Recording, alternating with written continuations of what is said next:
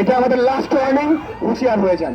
যখন জনসাধারণ কোনো বিপদে পড়বে, কোনো সন্ত্রাসী দ্বারা আক্রমণের শিকার হবে, তখন পুলিশ এগিয়ে আসবে। অথচ আমরা বারংবার কিন্তু এটার ভিন্ন জিনিস চিত্র দেখেছি।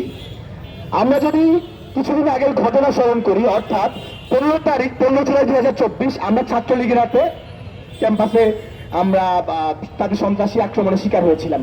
16 তারিখে একটা ধারাবাহিকতা ছিল। ঠিক 17 তারিখ আমাদের ক্যাম্পাসের হল পাড়ার আমাদের অভিজ্ঞতা কিন্তু ভালো ছিল না। আমাদের হল পাড়ায় কিন্তু পুলিশ ঢোকে, আমাদের উপর টিয়ার গ্যাস নিক্ষেপ করে, আমাদের উপর রাবার বুলেট নিক্ষেপ করে এবং আমাদেরকে বাধ্য করে আমরা যেন ক্যাম্পাস ছাড়ি। আমরা কিন্তু কিছু ভুলি নাই। আমাদের মাননীয় স্বরাষ্ট্রমন্ত্রীকে স্পষ্ট ভাষায় বলতে চাই, ডিসি মাসুদকে অনতিবিলম্বে আপনি এখান থেকে অপসারণ করুন। এর পাশাপাশি যে অতি উৎসাহী কনস্টেবল ছিল, যে নাইমুদ্দিনের গায়ে হাত দিয়েছে, অতি শীঘ্রই আপনি তার বিরুদ্ধে ব্যবস্থা নেন, না হলে আমাদের অতীত ইতিহাস কিন্তু ভালো না। 111-এর সময় কিন্তু আমরা দেখিয়েছি, আমাদের ঢাকা বিশ্ববিদ্যালয়ে খোলা শিক্ষার্থীরা যদি কেউ তার কালো হাত দেয় অন্যায় ভাবে, সে হাত খেয়ে ভেঙে দিতে হয়।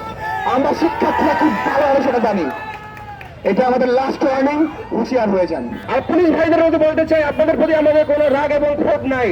আপনাদের এই সমস্ত ডিসি মাসুদের মতো লোকজন, আপনাদের মতো সাধারণ যারা পুলিশের কনস্টেবল এবং নিম্নতর কর্মচারীবৃন্দ রয়েছেন, তাদেরকে জনতার মুখোমুখি করে, বারবার বিপন্ন করে। এবং আপনাদেরকে মনে রাখতে হবে, এই জনদেশের মানুষ আসলে আপনাদের পক্ষে থাকতে চায়, আপনাদের বিপক্ষে থাকতে চায় না। আপনারা প্রফেশনাল আচরণ করুন, আপনারা ধৈর্যের সাথে আচরণ করুন, আপনারা মানুষকে বোঝান, মানুষের সাথে মিশেন।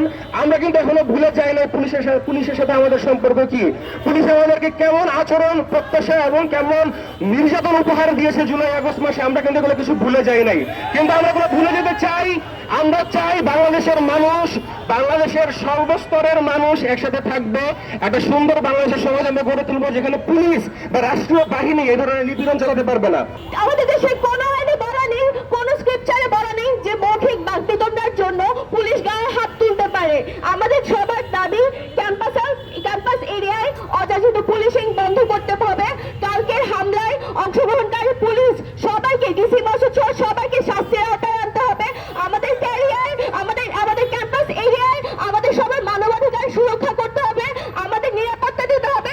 এবং সবশেষে আমি বলতে চাই, সন্ধ্যায় শিক্ষার্থীদেরকে বাইরে দেখলে জিজ্ঞাসাবাদ করার জন্য, সংবিধান বিরোধী উদ্যোগ নেওয়ার জন্য শিক্ষামন্ত্রী মিলন সাহেবকে ক্ষমা চাইতে হবে।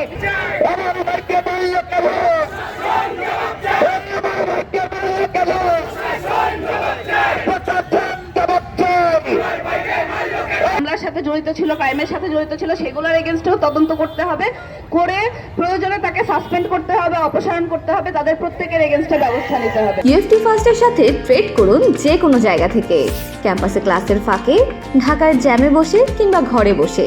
ট্রেডিং এখন হাতের মুঠোয়, তাই ট্রেড করুন যখন খুশি, যেখানে খুশি।